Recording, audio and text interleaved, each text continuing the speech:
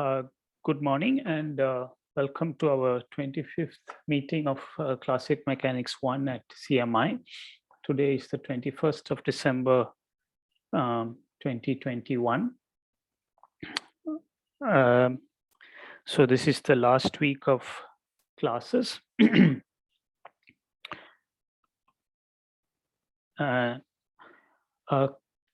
Somebody asked about the determinant of a Lorentz transformation last time. I forget who it was. Could you please tell me if you're here?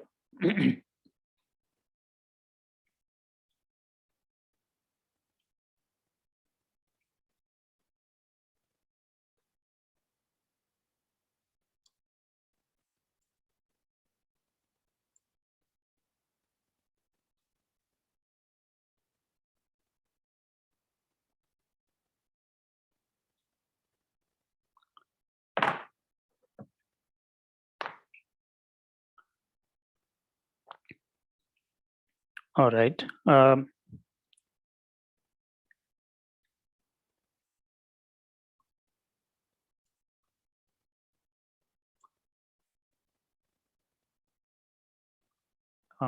Okay, so Milan Paul has reminded us that today is 21/12/21. Nice. It's also the yeah, it's a special day in astronomy as well. Sir, isn't it the winter solstice? Correct. Yes. Yes.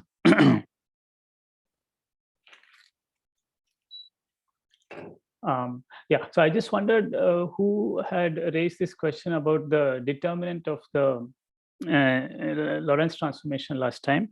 If the person is here, please do identify yourself. So last time we had introduced the concept of Lorentz transformations between inertial frames that are in uniform relative motion. And one key feature was that the coordinates transverse to the direction of the boost velocity are unchanged, and they also don't affect x prime or t prime, which are purely linear functions of x and t. So this was the broad feature of the transformation. And let me read out the transformation as we finally found it. X prime was given by gamma times x minus vt. So v is the speed of the frame s prime relative to s, which moves along the positive x direction. And t prime is equal to gamma times t minus vx upon c squared. Here, the quantity gamma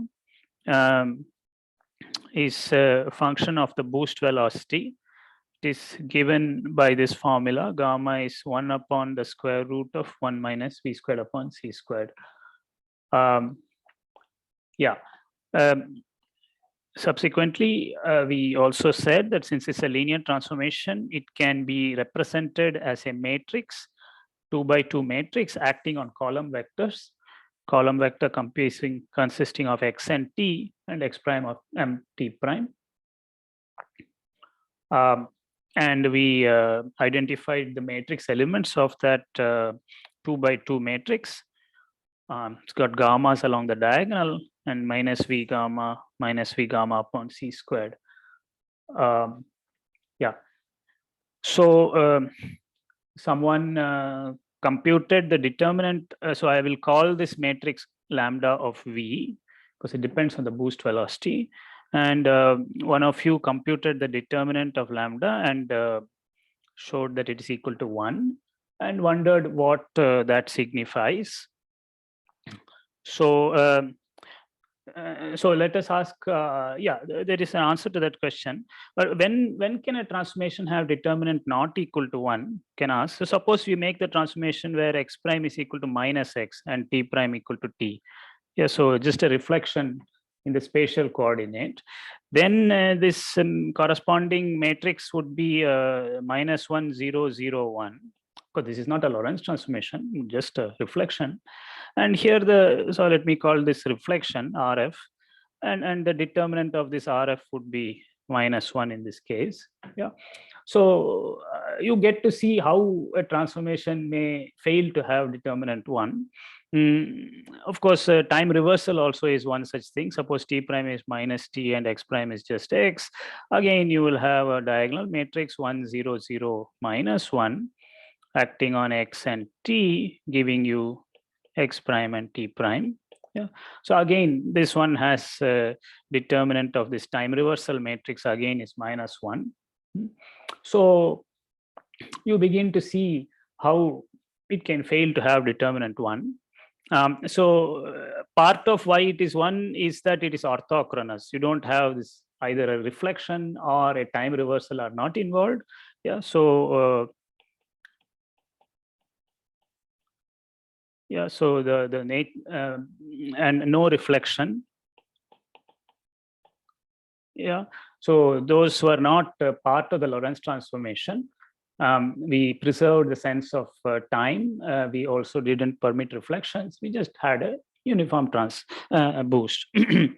There are other ways in which a determinant can fail to be 1. For instance, suppose we make a rescaling, x prime is equal to 2x, yeah, and t prime is 3t. Yeah, you rescale your time coordinate as well as space coordinate, or one of the two.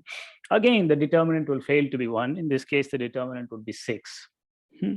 So such things are not happening. So that is the main message. You're not sort of rescaling variables. You're not reversing the sense of space or time. Yeah, so such things are not happening, and that is part of the reason why the determinant is 1. We can be a little bit more precise also in the context of integration in calculus in 2 variables. Suppose we have the integration element dx dt. We can ask what does it become in the new variables x prime and t prime. Generally, these two are not equal to each other. Right. After all, if you make such a transformation, x prime is 2x and t prime is 3t, then dx prime dt prime would be equal to 6 times dx dt. Yeah. You notice that this 6 is actually the same as the determinant of the transformation. Though I have introduced it through an example, this is true in general. The determinant of that transformation matrix appears as a prefactor in the area or volume element of the space whose coordinates you are transforming. Okay, so generally speaking, if you have some dx prime dy prime, we will write it as dx dy times the determinant of a 2x2 matrix consisting of the entries dx prime dx, dx prime dy, dy prime dx, dy prime dy. Okay, so this 2x2 matrix, I claim, I mean, this is not a full discussion. This is something you will learn in your multivariable calculus course. This matrix of first partial derivatives of the transformation, when you take its determinant, that is the factor that relates integration elements. So the statement that the Lorentz transformation, Lorentz transformation is linear. So all these derivatives are actually constants, right? Because if you have a linear function, differentiate one, you will get a constant. So this matrix is called the Jacobian matrix. And for a Lorentz transformation, the Jacobian matrix is the Lorentz transformation matrix itself. And so determinant of the Jacobian equal to 1 is the same as the determinant of lambda equal to 1. And it would say that the space-time integration element is unchanged. Dx dt is the same as dx prime dt prime. So this is another interpretation. But I want you to keep in mind the simple interpretations also, that you're not rescaling spatial or time coordinates, you're not reversing either of them. So those are also important things to bear in mind. Okay, so whoever asked this question, I hope I have clarified to some extent. If you would tell me who you are, my mystery at least will be partly resolved.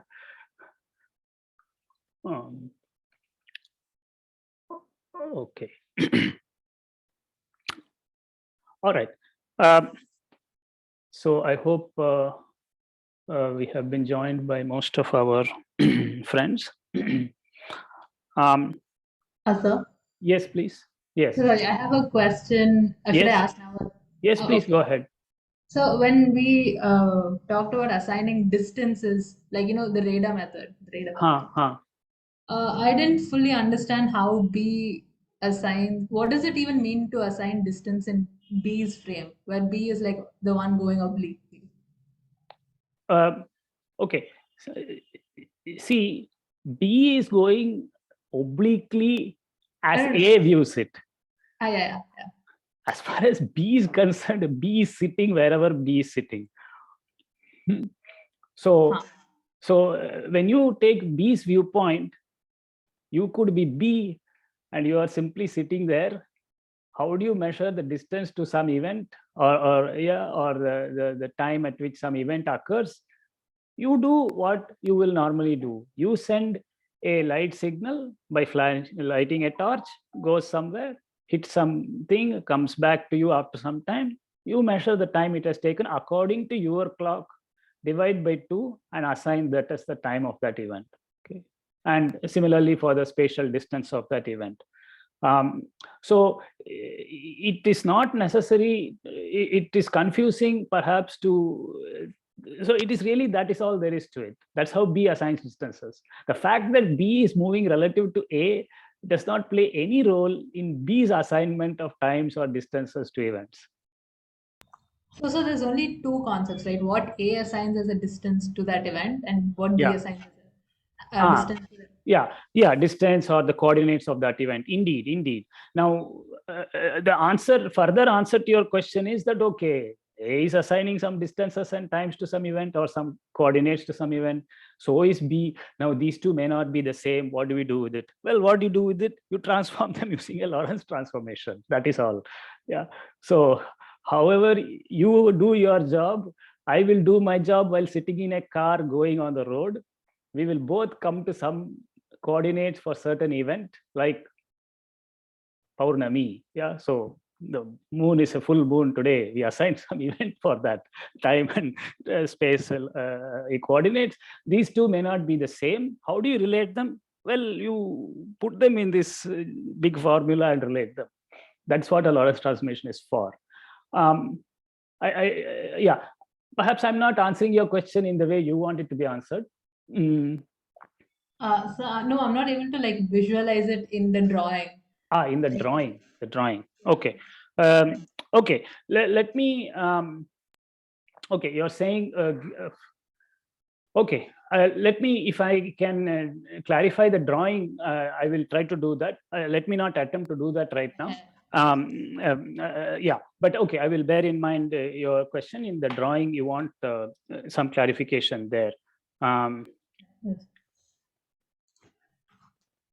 I mean, one thing that I think Gautam Vishwanathan was asking last time is, I mean, I just make one small comment here. So we are referring to this figure where B is moving at some speed relative to A, constant speed, in this positive x direction. So A's world line is upward directed. A is not moving in A's frame, but in A's frame, B is moving. Now they happen to meet at a certain event, so they are at the same place. They both can shake hands, so to speak. Now, when they do shake hands, both of them switch on their torches and shine them in the same direction. Yeah, they are shaking hands. They both shine two torches in the same direction. So at that instant of time, they both set off light beams which both go in the same direction at the same speed. That is why there is just one line there. That is the line of the laser beam. Both A. Yes, sir. Yeah. Sorry. Both. Okay. So both A and B were at the same place at the same time. Yeah, they were shaking hands. Yeah, so that is why it is just one line there. Now then, once the light goes away, it doesn't care who sent it, who is going to receive it. All that is not irrelevant. In this picture, that light is going to be at 45 degrees to A's trajectory, because this is A's rest frame figure. Yeah, 45 degrees because I'm working in units where the speed of light is 1. So the distance it covers will be equal to the time elapsed because the speed is 1. And therefore it is at 45 degrees. It reaches some event and then reflects back. This is all in A's frame. The figure is completely in A's frame. B's trajectory is at an incline. Well, at some point of time in B's trajectory, the reflected light signal is going to meet it. That is the time that B will assign to the receipt. Yeah, that acknowledgement is going to be at that time. Yes. The time that light signal reaches A is going to be different according to A's clock. That is going to be a different event over here. Yeah. Okay. Anything specifically about what I just now discussed? Yes, no, my doubt wasn't that. I meant the distance here is Oh,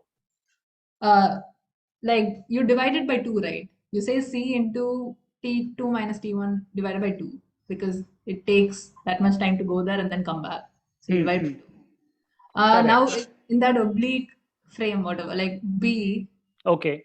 how exactly do I interpret this? This is so here it's the perpendicular distance, right? Over here. Okay. What Okay. is So see, if B wants to assign inertial coordinates, that is times and distances to certain events, we should do it from B's frame. Yeah, not from A's frame. Yeah. You are keen on viewing the distances and times assigned by B as viewed from A's frame. Okay. You want to complicate your life, you are welcome to do that. But no, I'm just making a joke.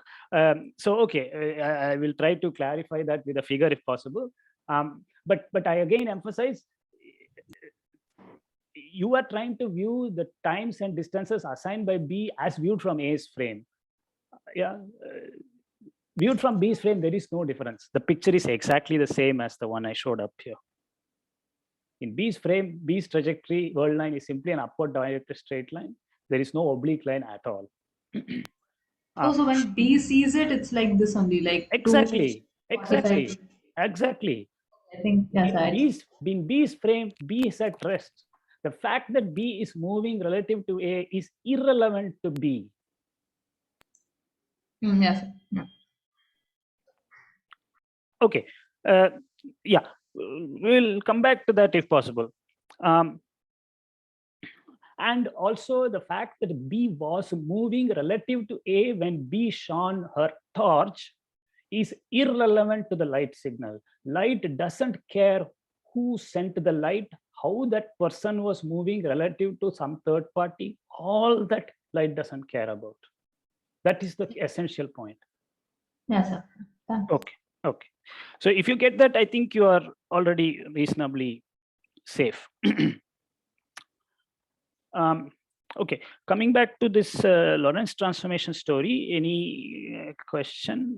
Okay, we have just given a brief interpretation of what the determinant of the Lorentz transformation matrix signifies.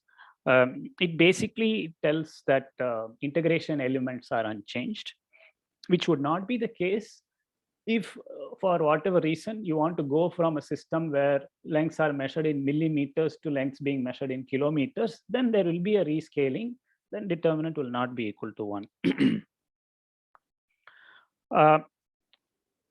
Okay. Let me also just briefly, I don't want to dwell on this, but last time I gave a mistaken formula for relating the Lorentz transformation in a general direction. So suppose it is not along the x direction, then it is still possible to write down a formula. The overall message is very simple. The coordinates orthogonal to the boost velocity v are unaffected, and the coordinates in the direction of the boost velocity as well as time, of course, are affected. The manner in which they are affected is essentially the same formula we wrote before. X prime is equal to gamma times x minus vt, where in place of x, I need to put only r parallel, and in place of x prime, I put r parallel, where r parallel signifies the components of the position vector in the direction of v. Yeah, so this formula is valid for the same reasons as the previous formula. And again, T prime has a very similar formula. Recall T prime was gamma times T minus xv upon c squared. Instead of xv, it is only x dot v or r dot v that appears. Okay. So previously I wrote it slightly wrongly. I apologize for that. This is the corrected formula, but see, we don't really need this, so I don't want to dwell on it, and you can safely ignore it for what we are doing henceforth. Okay. All right. Any other questions before I go to a couple of consequences of Lorentz transformations? The first of which is the phenomena of time dilation. So this is a nice effect. Let us understand it. So a consequence of the Lorentz transformation of time intervals. Yeah. So we said how the time coordinate changes. Now we can ask, how does a time interval change? Yeah. So that is, you have two events at two times, you have some time difference. You can ask, how does that time difference look when viewed from a moving frame relative to the original frame? So the main message which needs to be interpreted carefully is that moving clocks run slow. So this is just a slogan. One has to understand what it means. Moving clocks run slow. When I say moving clock, I mean, for instance, I am at rest sitting, I am sitting in this room. There is a clock in a car that is moving on the road, and I observe that clock. Okay? So that clock is moving for me. That clock is not moving for the person in the car.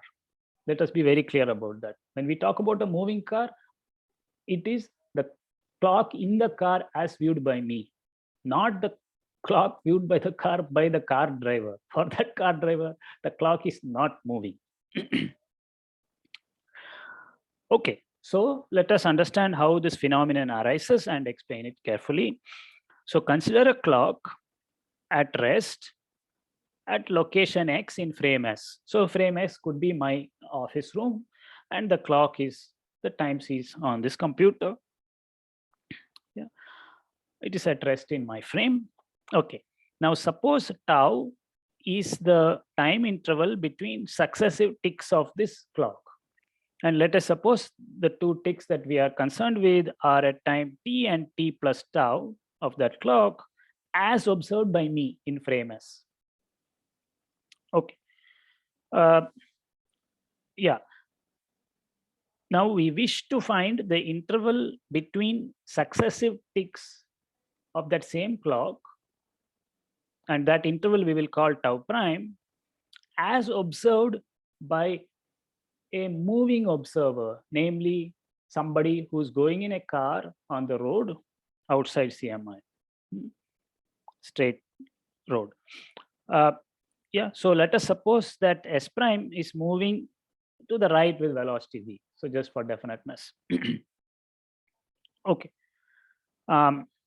Yeah, so we had S frame, S prime frame moving with velocity v.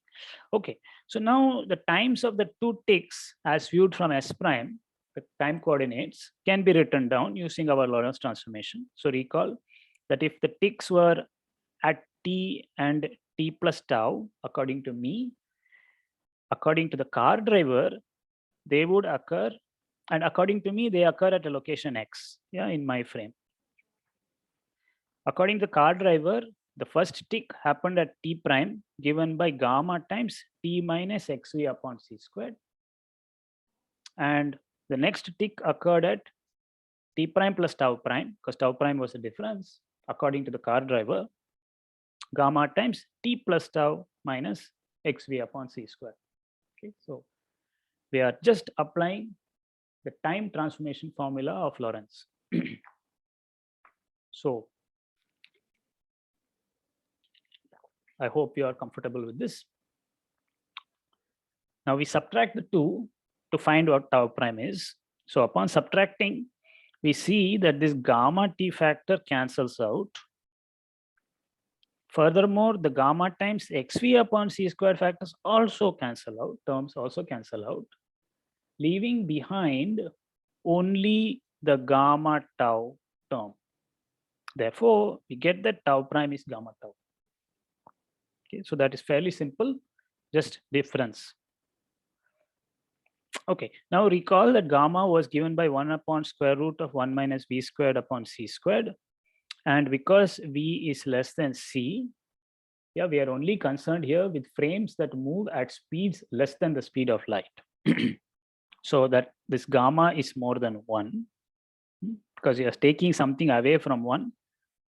So the denominator is going to be less than 1, and then the quotient is more than 1. So since gamma is more than 1, we see that the time interval between successive ticks as observed by the car driver, namely tau prime, are longer than the interval between the successive ticks as observed by me in the clock's rest frame, which was tau. Yeah, so tau prime is equal to gamma tau, which is more than tau. So the car driver says that according to the car driver's viewpoint, the successive ticks of my clock are separated by a time that is longer than the time interval that I assign to them.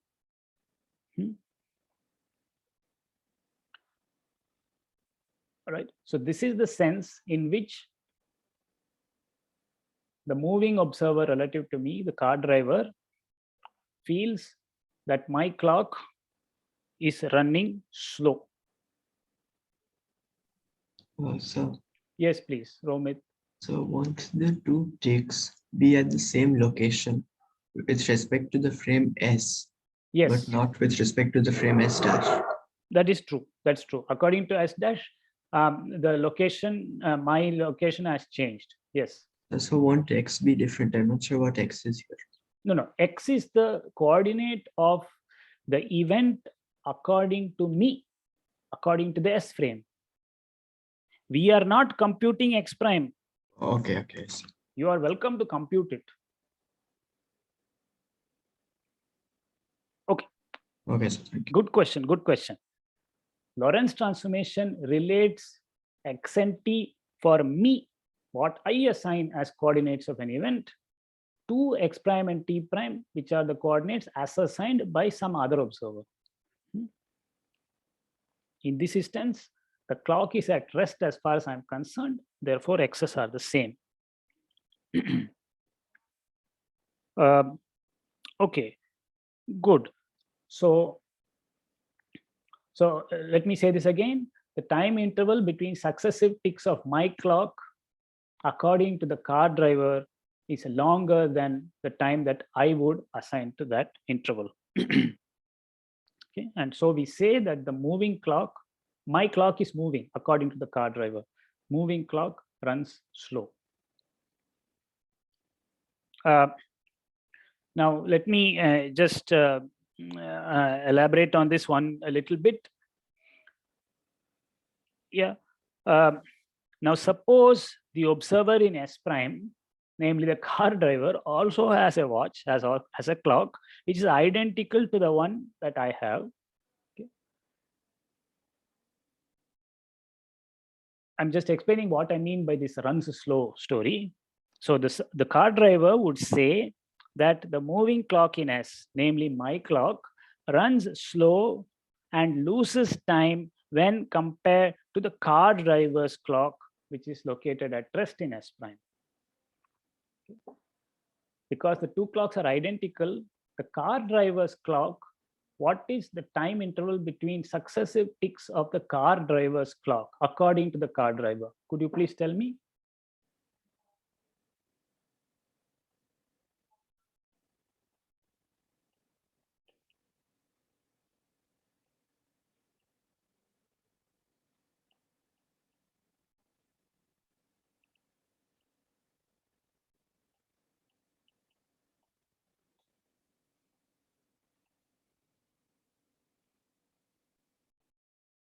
what is the time between successive ticks of the car driver's clock according to the car driver?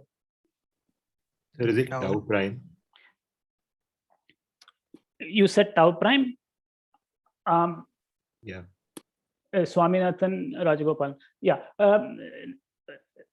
Okay, let me rephrase my question. Both of us have identical clocks. Okay, that means their mechanisms, everything is identical. If you keep them side by side here, they will track each other. When one says 1 p.m., other will say 1 p.m. One says 1 p.m. 30 seconds, another will say 1 second 30 seconds, 1 minute, 1 hour 30 seconds. Yeah. Okay. Please, once again. It should be the same tau. Correct. That is correct. Yeah. So I hope Swaminathan and Shubham can come to agreement on this. Yeah. Yes, sir. Okay, great. The clocks are identical. If I give one to the car driver and let that person go, according to the car driver, the 2 ticks of his clock are going to be separated by time tau, just as I will say that about my clock. Okay, so that's all I want to write here. According to the car driver, successive ticks of his clock are a time tau apart. However, according to the car driver, successive ticks of my clock are a time tau prime apart. And since tau prime is more than tau, the car driver says that my clock sitting in CMI is running slow because it takes more time, according to him, for it to go through 1 tick. Yeah. So when the car driver says, according to his clock, it is 1 p.m., he will say that according to my clock, it is still only 12:55 p.m. My clock is running slow according to the car driver.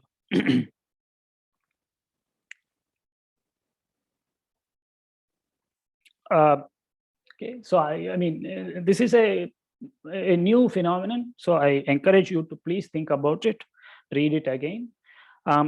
I want to conclude this little discussion by saying that there is a reciprocity here.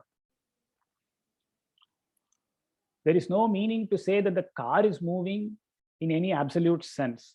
Relative to me, car is moving. Relative to car, I am moving. Okay, so there is a reciprocity here. So when 2 inertial observers are in uniform relative motion, each perceives the other's clock to slow down. There is no one-way story here. As far as I am concerned, the car driver's clock is running slow. According to the car driver, my clock is running slow. Okay? And both are correct in their viewpoints.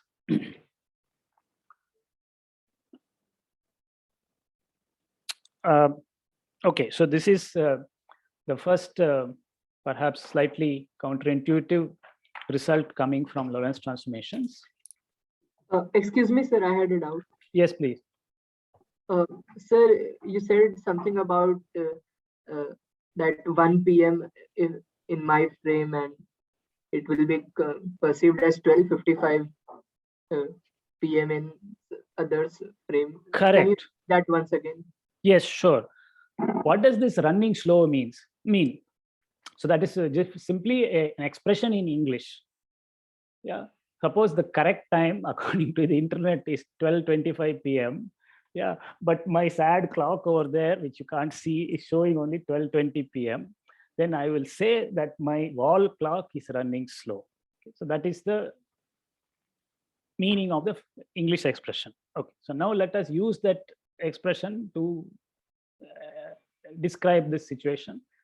According to the car driver, successive ticks of my CMI clock are longer than successive ticks of his clock. Okay. So suppose both of them are synchronized at some instant. Both of them agree it is 12 noon. Car driver is going uniformly, I stay at rest. According to the car driver, by the time my clock goes through 4 ticks, his clock may go through 5 ticks. So car driver's clock will show 12:15 when mine is showing only 12:10. But in our frame, his clock will be slower.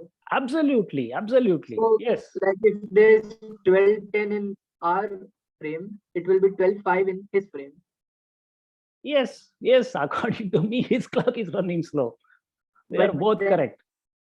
But I mean, doesn't this lead to a contradiction? Like, if he has the time 12:15 p.m., then my clock in his frame will show 12:10 p.m. Yes, And yes, then it is 12 p.m. in my clock, and from my frame, his uh, clock is running slower. It will be 12:05 p.m. in yes, his clock.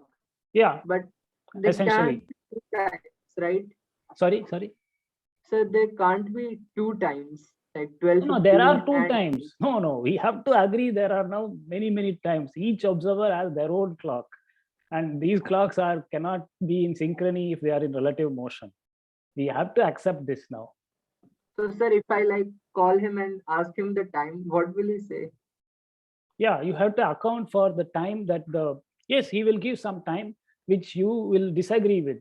You will say, no, in my clock, it is not the same. No, I mean, Sorry. No, okay, maybe.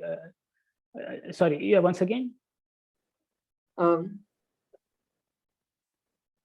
I'll think about it. Okay. And- So yeah, no, I think it's fun to think a little bit more about this, and also perhaps play the sort of game you were saying, that you make a phone call and what would they say. Yeah, and bear in mind, you have to take account for the time that the light takes during the phone call to go and come back.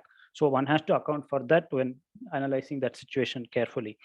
Yeah, so and that is interesting. So, Yes, Ripunjay, yeah. sir, I also wanted to clarify something regarding the very same thing. Sir, is it in this in some way, is it like that, like say my clock is at 1 a.m. and say in the driver's frame is it is like the time that the light beam that I'll send at 1 a.m. will not reach him until he is like for him the time is the like there is no light beam which has to reach him because that is his time.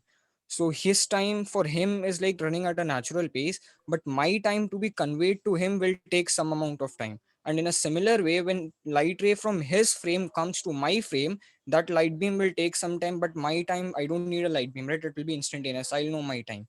So Mhm. in this way, there is this delay. And so if I want to communicate with him, if I want to go and ask him, I'll have to go back. Like I'll have to turn and in some way I'll violate special relativity. So now we'll have the same time in some way, right? See, what can we agree upon? No, okay, in spirit, I agree roughly with some of the things you are saying, that there is the signal has to be sent and that itself takes time. That is all correct. You can ask, what can we agree upon? We can agree upon the time that a clock shows in its rest frame. We can agree upon that. Yeah, that is a meaningful thing. Uh,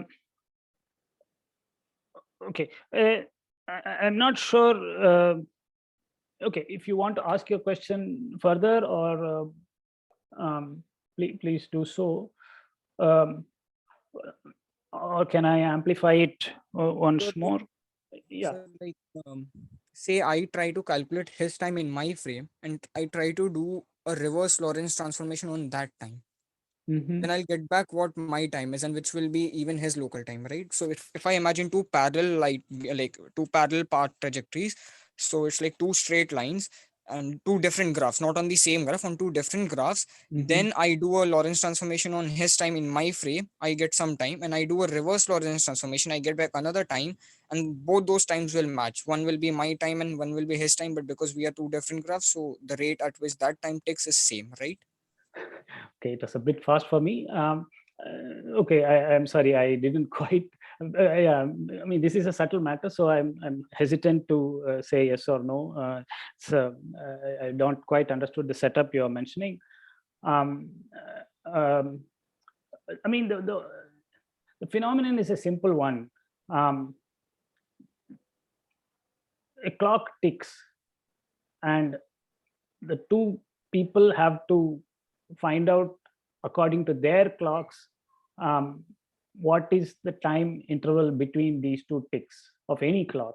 And they may not agree on how much they assign to that time interval. In the rest frame, they would assign the time tau, but in any other frame, they would assign a time that is more than tau between those two ticks.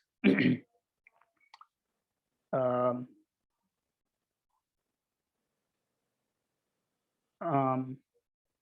yeah, okay. Okay, maybe this needs to be thought about some more, and maybe you want to set up a protocol or some kind of more detailed communication setup to think further about it. Yeah, let me, if I'm able to help further in that, I will do so. Right now, I would like to keep it as it is.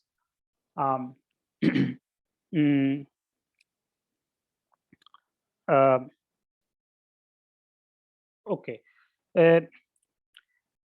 I don't know if this will help. Yes, please. Yeah. Sir, I had a question which is Yeah. in some sense a clarification and also an overlap with the questions asked by Shubham and Ripunjay. Okay. So S prime, sorry, S is at rest. Okay, no. No, I mean, S is a frame. Okay, S is an S is inertial a frame. S is an inertial frame, right? Yes. So suppose that S and S prime at some point are like at the same spot. And then and at that time their clocks are synchronized at, let's say, 12 o'clock, both of them read 12 o'clock. Okay. Then at some time S in S's rest frame, the clock reads 12:15. That is, S's clock reads 12:15 at some point. And according suppose, to S's clock reads 12:15 according to S. according to S, yeah, according to S. And suppose at this time S perceives S prime's clock to read 12:10. Okay, according to S, it was 12:15. You said, is it? Yeah, according to Okay. S's clock is 12:15. S prime's clock is 12:10. Okay. Yeah. What does S prime perceive their clock to read? S prime would perceive their clock to read 12:15, and Okay. the opposite of for my clock.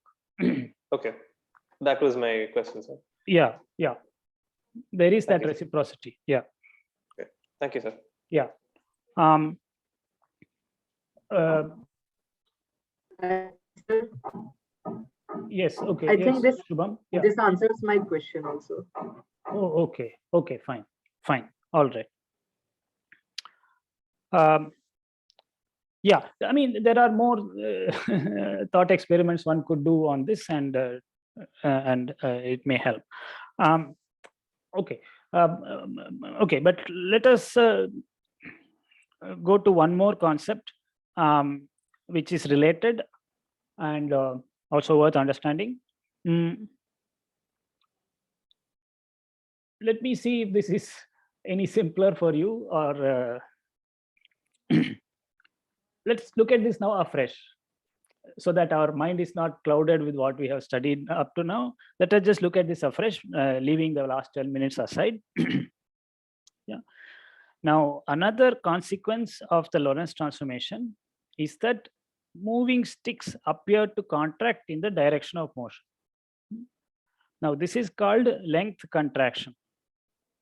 So let us see what this means. So suppose there is a stick, a meter stick at rest in my room, that is the S frame, and it has a length L. Okay, length L. Now we wish to find its length as observed from the frame S prime, which is that of a car driver moving uniformly relative to me. So for convenience, let us suppose that S prime moves along the negative x-axis with speed v. Yeah, negative doesn't matter too much. Or to say it differently, I am moving along the positive x-axis relative to the car. That's all. Okay. Now let us understand what we mean by the length of a stick. To measure the length of a stick in S, so this stick for me, what do? I note the coordinates of the ends A and B. So I label the ends nib and bottom A and B at the same time according to my clock. Okay, so my stick is at rest. I note down the coordinate of this end and that end, that is AB, at the same time, according to me. And so we will have two events, namely XA at time t and XB at time t. And I will assign the length XB minus XA equal to L as the length of my stick.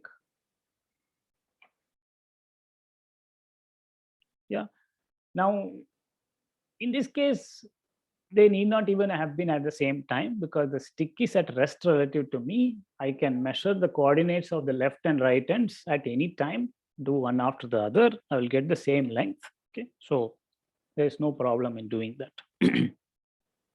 So since the stick is at rest in S, XB minus XA is equal to L, even if the ends were observed at different times. Okay. So now we understand what we mean by the length of a stick in its rest frame, in the frame in which it is at rest, which is my frame. All right. Now we want to measure the length of the same stick as observed by some other person moving in frame S prime, which moves at speed v relative to me. Okay, so how do we do this? We have to first say what we mean by the length of that stick is. So how would we do this? We would determine the coordinates, which we will call xb prime and xa prime, the coordinates of the ends of the stick simultaneously. Okay, because for the car driver, the stick is not at rest. Stick is moving.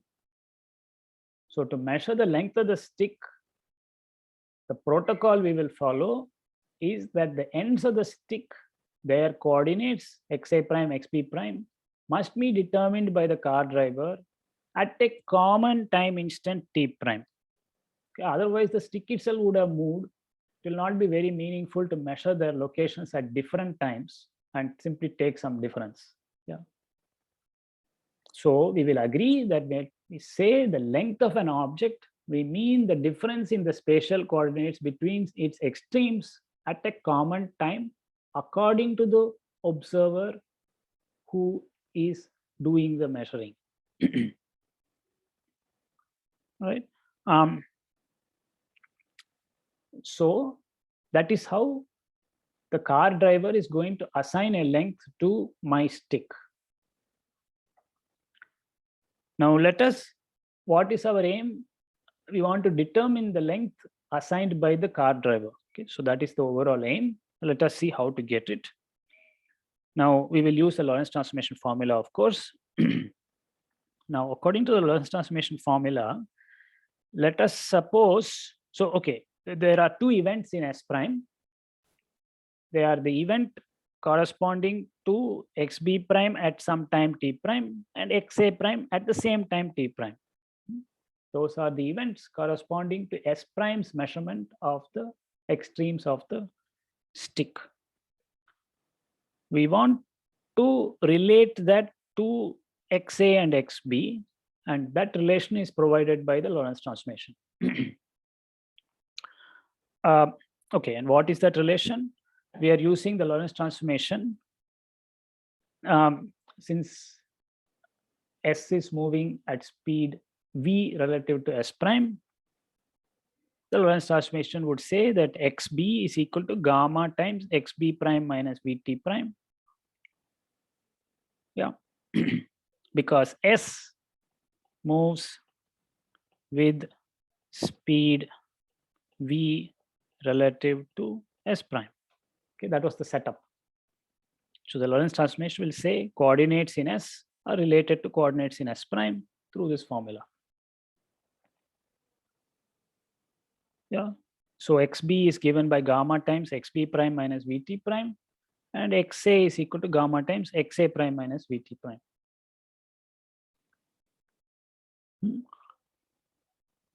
Now we take the difference.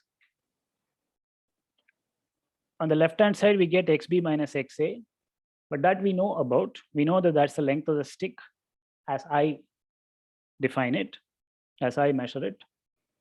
Right hand side, the time terms cancel out because it was done simultaneously according to the car driver. So on the right hand side, we get gamma times xb prime minus xa prime. Now xb prime minus xa prime is what the car driver calls the length of the stick. So let's call that L prime. So we are basically done. Xb prime minus xa prime, which is L, is equal to gamma L prime. So what is the interpretation? The length as observed in S prime, which is denoted L prime, is equal to L upon gamma. Since gamma is more than 1, we conclude that L prime is less than L.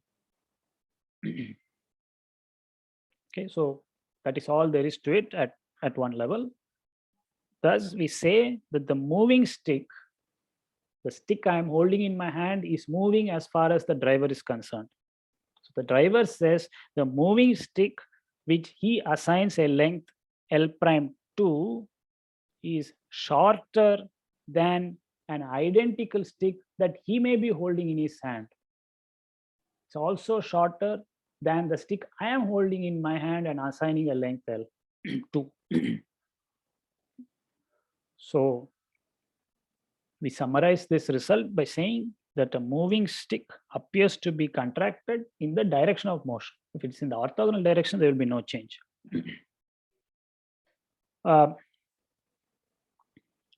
Yeah. Okay, so please go through that once again in your spare time. But let me again emphasize that there is a reciprocity here.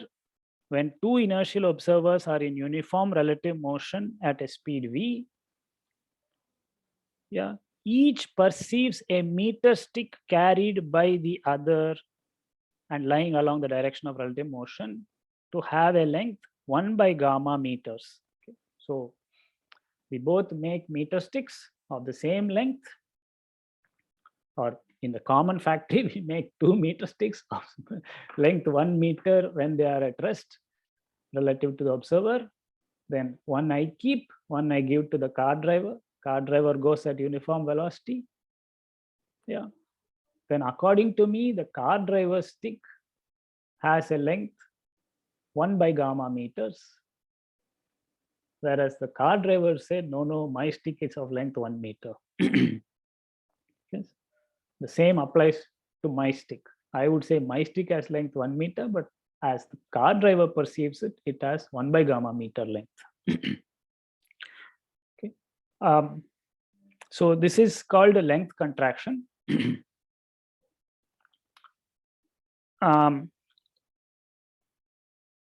Okay. So again, one could embellish this discussion. Yeah, but I want to do one thing, which is to point out a common pitfall, which is to be well aware of.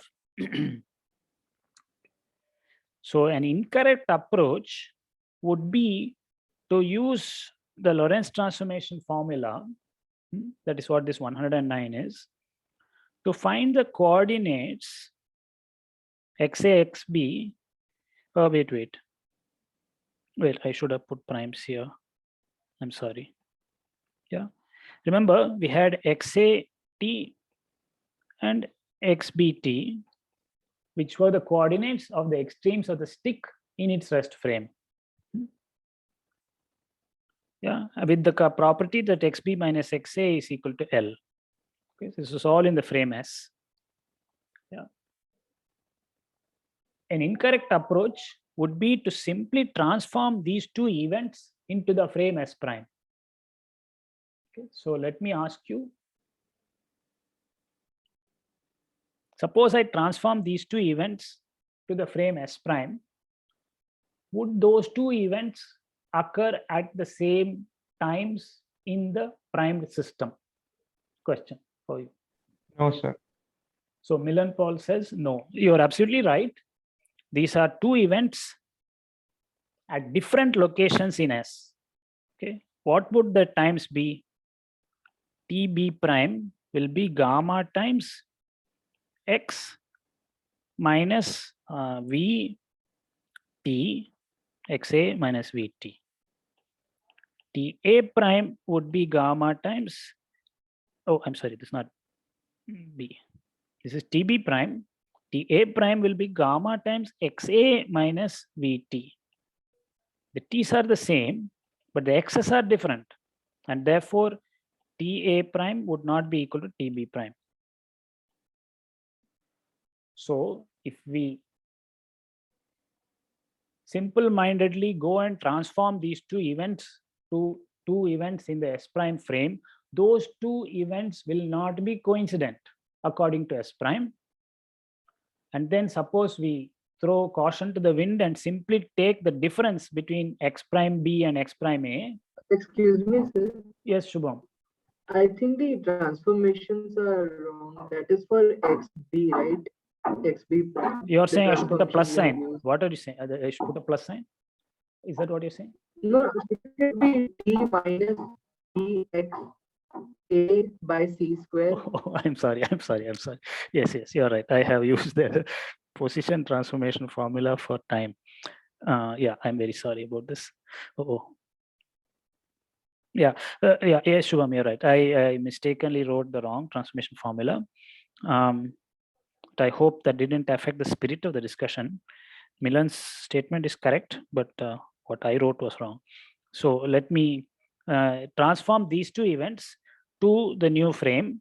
They will occur at 2 times Ta prime, which is given by gamma times Ta minus Xa V upon C squared. Is this what you want, Shubham?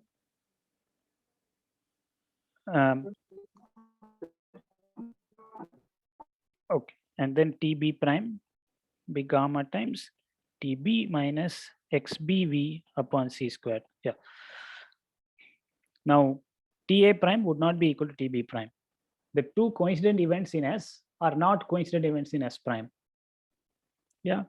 And then we could then go throw caution to the wind and simply compute Xb prime and Xa prime. Yeah. Those would be the positions of the extremes of the stick at these two different times and simply go and subtract them. That will not give the correct length of the stick because the extremes would not have been observed at the same time according to S prime. Okay, so this is the pitfall to avoid. If you want to measure the length of an object, make sure you find the coordinates of its ends at the same time. So, yes, Roman. to observe the coordinates at the same time, that means the light signal for the farther point will have to be sent earlier and it will be received later. Yeah, okay. So you're saying in practice, how would you do it? Yes. Yeah, you would have to make sure that such things are done in advance and so on. Yeah. Or you do it once, then you find that one is arriving earlier. You move a little bit and you keep doing it until you get to the middle of the stick. Yeah. So is that what you had in mind? Yes, sort of. You're right. Yeah. Yeah. In practice, if you want to measure the positions at the same time, yes, you would need to adjust your position or account for the fact that they are not at equal distances from you in computing the time, yeah, the distances based on light signals. You are right. You are right.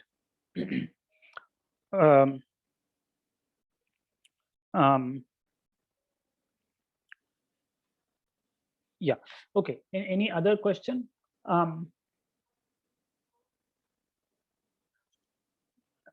So admittedly, this is only an introduction to this subject.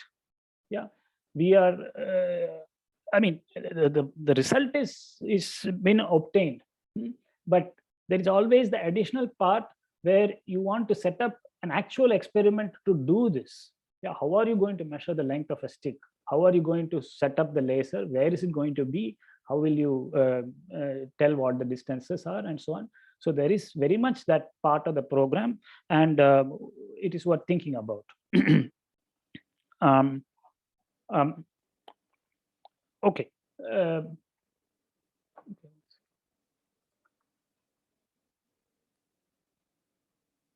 Yeah. Okay, so let us go away with these two slogans, that moving clocks appear to run slow, or rather the time interval between ticks of a moving clock are longer than the time interval between the ticks of an identical clock which is at rest. Okay, so that is the main conclusion from the first part. And from the second part, the main conclusion is that the length of a meter stick when it is moving relative to me appears to be less than 1 meter.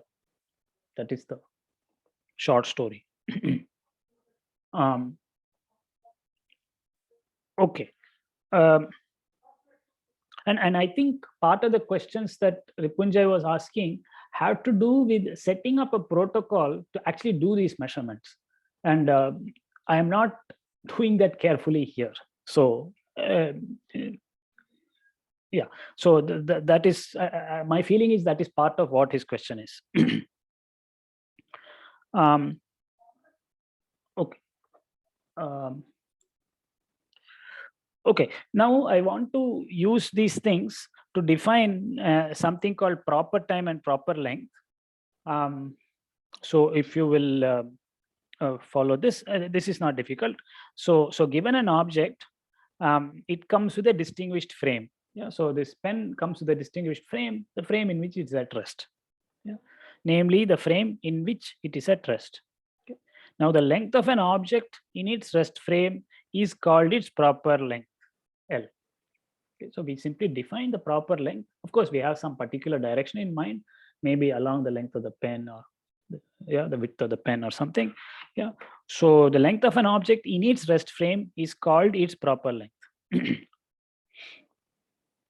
What we have shown then above is that the length of the object, namely L prime, measured in a frame in which the object moves uniformly in the direction of the measured dimension, is always less than its proper length. So L prime is equal to L upon gamma is less than L, because gamma more than 1. So another way to state this length contraction effect is that the length of an object when observed from when it is in motion is always less than its proper length. Any question about this definition and consequence?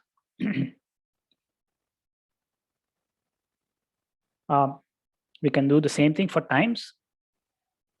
Similarly, given a clock or other device in which an interval of time can be measured, the time interval measured in the clock's rest frame is called the proper time interval. Okay. So the time interval between successive ticks of a clock as seen in the rest frame of the clock is called the proper time interval tau. And what we showed half an hour ago is that the corresponding time interval tau prime, as viewed from a frame in which the clock is moving, is always larger than the proper time interval.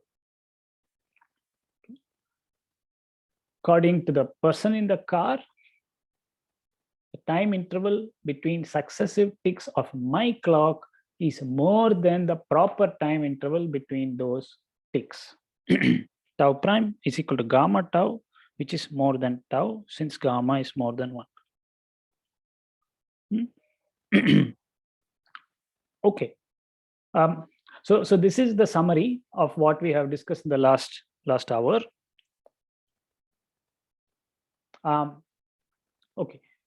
Okay. So in the remaining 10 minutes of this class, I want to bring in a couple of other related concepts, that of time-like, space-like, and light-like intervals. Okay. So for those who have not yet grasped what we discussed about time dilation and length contraction, I encourage you to please reread what we have done and think about it slowly. Okay, so now let us tell what we mean by these phrases. Okay, so clean slate. Yeah. Suppose we have two events A and B, and they have coordinates XATA and XBTB in the frame S. So in, let us say, my frame, there are two events which have certain coordinates. Yeah. These events could be my waking up and my sitting on this chair. So these are the two events. They occur at some two times and some two locations. The locations need not be the same, the times may be distinct as well. Okay, now we will talk about the spatial distance between the events as the simple-minded difference xb minus xa. Okay, we just define this quantity L as xb minus xa. Yeah, so if I woke up in Mylapore, it's a different location, and I sit down here in Siruseri, then the distance is around 25 kilometers. Okay, so that is this L. Now, T we will call capital T is the time difference between these two events. So that is TB minus TA. So we'll say that is the time that separates the two events. All right. Now let us look at certain scenarios. Let us suppose that both are positive. Okay. I mean, otherwise you have to reorder the events. Yeah, because I cannot sit on this chair before I wake up and so on. Okay, so we have to reorder the events or talk about slightly different way. But for simplicity, let us suppose that L and T are both positive. Yeah, similar arguments apply when either of them is negative. So let us, for simplicity, let us take L and T positive. Now, suppose we view these events from a frame S prime that moves with velocity v along the x-axis of S. Okay, so then we can use the Lorentz transformation formulae to find the coordinates of the two events, my waking up and my sitting on this chair. Yeah, so we can find the coordinates of these two events, but now from the viewpoint of S prime. Suppose we do that. Then we can then compute the spatial and temporal separations. Those are the differences. The spatial separation is xb prime minus xa prime. According to S prime, we will call that L prime. Similarly, the temporal separation, TB prime minus TA prime, I will call capital T prime. This is the temporal separation between these two events as reckoned by S prime. All right, now we can relate these to the corresponding quantities in the S frame simply by using this Lorentz transformation. Yeah, so difference in x's, I have to compute from this formula. So I will get gamma times xb minus xa, so that was L, minus v tb minus ta, which is capital T. So this relates the spatial separation between those two events to the spatial and time separations of those events in S. Similarly, we have a relation between the temporal separation S prime to the temporal and spatial separation between the events in S. Any question about how we arrive at these formulae?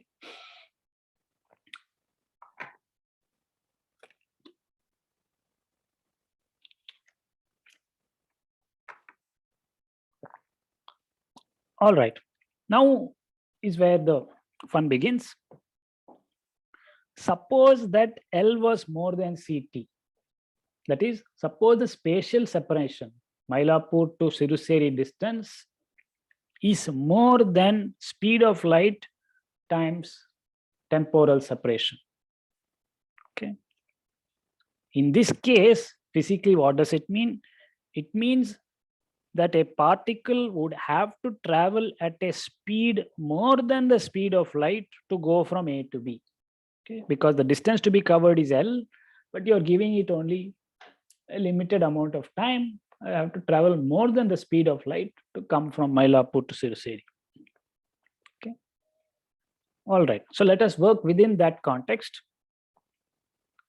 These two events are very far apart, and you're giving me very little of time to cover that distance. Okay. So that is the intuition. Then, since we have assumed that C is more than V, so V is the relative velocity between the frames. Okay, so what does that imply? It implies that L prime is always positive. Okay, can we see that? Yeah, we have assumed that L is more than CT, but C itself is more than V, and therefore L is more than CT, which is more than VT. But if L is more than VT, then L minus VT is positive. Therefore, L prime is always positive. I hope you followed. Yeah. So L prime is positive in this situation. That means the spatial separation between those events is positive in all frames, because we have not restricted V. V could be anything. Yeah. Up to the speed of light. So in all frames, L prime would be positive. On the other hand, T prime could have either sign. This T prime, if L is more than VT, I'm sorry, this is capital T. If L is more than VT, invite you to check that T prime can have either sign. Okay, because V is less than C. Okay, we say that A and B are space-like separated because there is no frame in which they occur at the same location. So we just argued that L is always positive. Sorry, L prime is always positive. L was positive, and L prime in any other frame is also positive. So in all frames, the spatial separation between these events is positive.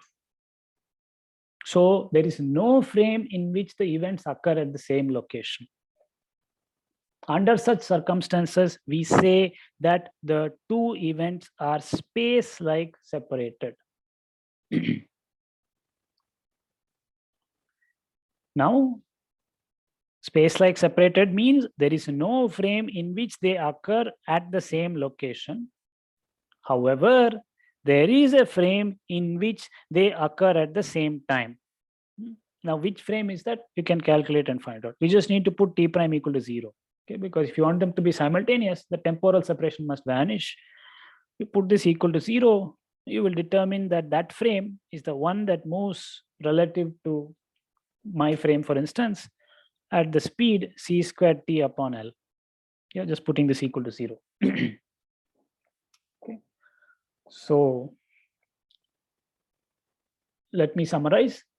Space-like separated events are those that do not occur at the same location in any frame, in any inertial frame. There is no frame in which they occur at the same location, but there is a frame in which they occur at the same time.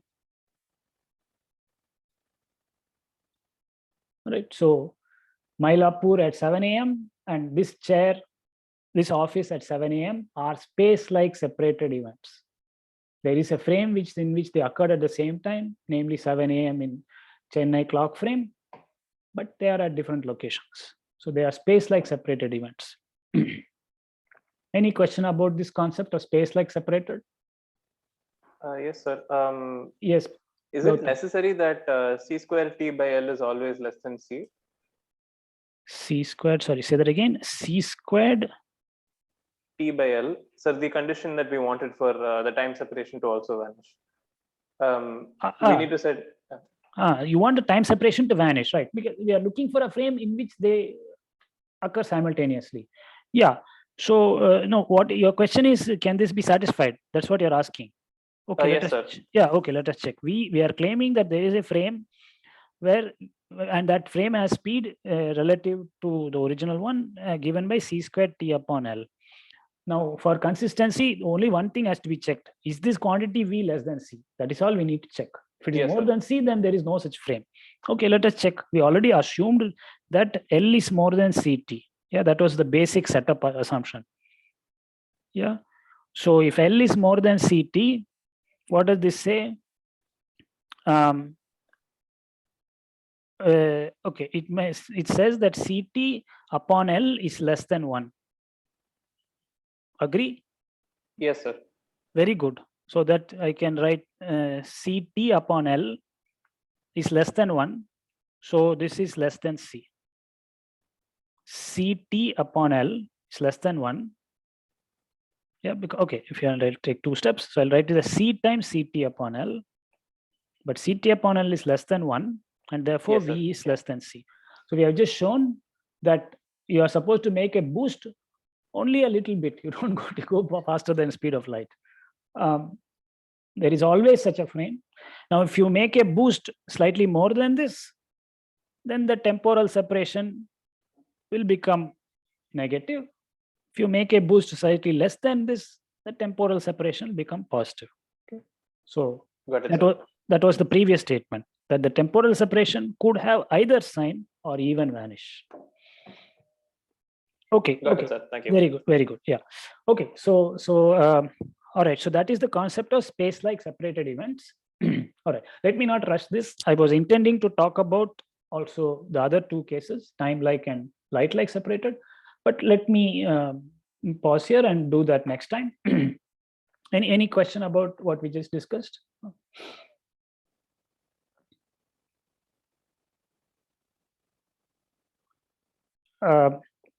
Okay, so just keep the example in mind. Space-like separated events are 7 a.m. in Mylapore and 7 a.m. in Siruseri. That's it. There is always a frame when they are simultaneous. Okay, so then we will stop here and continue our discussion on Thursday. Any other question right now? So I have a doubt. So Yes, not please. from this lecture. Yes. When we talked about history of like why special relativity came up, you said to retain principle of relativity, they had to discard ether hypothesis because there would be a distinguished frame. I didn't understand that part. Yeah. Why did No, that? let us think of ether as some kind of air or some kind of liquid around us. Okay. Now that liquid, the frame in which that liquid is at rest is the ether frame. Okay. Now that would be some kind of distinguished frame. But according to this principle of relativity, there is no distinguished frame. One can only speak about motion relative to each other. No, sir, why would it mean like just because we say that there's a frame with a relative to which the ether is at rest? Okay. Yeah. I mean, like, what's wrong with that? I didn't really understand. What's wrong with that? Okay. All right. Let me. I need to go back to where we were. Okay. Okay. So let's say it this way. See, people were thinking that light is some kind of vibrations of some medium, just like sound is some vibrations of air, propagating vibrations of air, propagating vibrations of that ether. Now, if there was the need for such a frame, then the velocity of light relative to that ether frame would not be the same as the velocity of light relative to some other frame moving relative to ether. Okay. But the observation was that the speed of light is the same in all frames. Oh, this is like normal Galilean. The normal reason for why we discarded Galilean transformation, right? Because true. Yeah. Correct. Yeah, it is very much related to that same reason. Yeah. Okay. So okay, I'm. Okay, could you elaborate your question or amplify it so that I can help further? Excuse me, sir. Okay, there are 2 people speaking. Like this was for the question Srimati asked. Yes. Like, the fact that made it a distinguished frame was that Maxwell's equation were only valid in that frame. And this was the contradiction with special relativity. The frame in which ether was at rest, Maxwell's equations were valid only in that frame.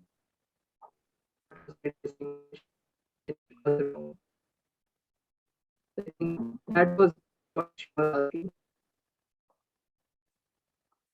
Okay, yes, one could think of it that way, that perhaps there is some frame called ether frame in which ether is at rest and in which Maxwell's equations are valid, and light would travel at the speed c in that frame. Now, if you transform to some other frame, those light waves would perhaps travel at a different speed, just as sound would travel at a different speed. I mean, according to a moving observer, the sound speed is different. But the observation showed differently that the speed of light did not change.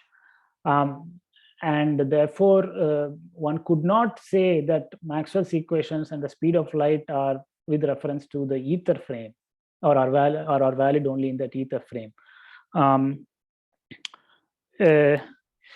Okay, perhaps, yeah, perhaps that is what Shubham is. I don't know if I include upon his statement at all. But Srimati, can you please clarify if you? No, I think I understood. So it's like the reason why we discarded Galilean transformation. Like Yes. C would go in with different velocity. Yeah. Yeah, that is true. That is also true. Yes. Okay.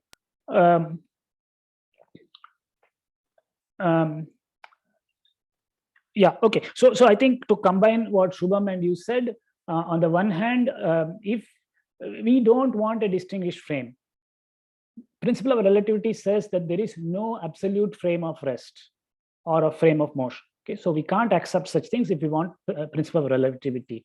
However, if Maxwell comes and says that speed of light is equal to c only in the ether frame, then that is a direct contradiction to the principle of relativity, because it is then saying that there is a distinguished frame where the speed of light is c, on other frames it is going to be some different quantity.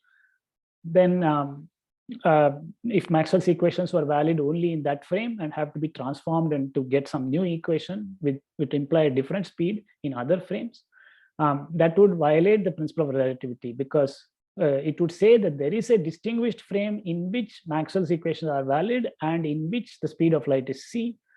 But Galilean relativity, the principle of relativity does not permit that. Okay, Yes. any other question right now?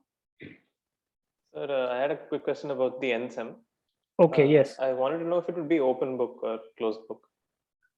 Okay, those details I will convey to you. Yeah. So you are asking very different, difficult questions. Yeah, don't worry too much about it. Okay. You learn whatever we have been studying and work out the problems, and I would not worry more than that. Okay, sir. Yeah. Got it, sir. Yeah. Thank you. Okay. All right. Okay. All right. So on that note, let us any other question right now? Okay. If not, I will we will end this meeting and wish you a good afternoon. Thank you. sir. Thank you. Yeah. Thank you. Thank you, sir. Yeah. You're welcome. Thank you, sir. Yes.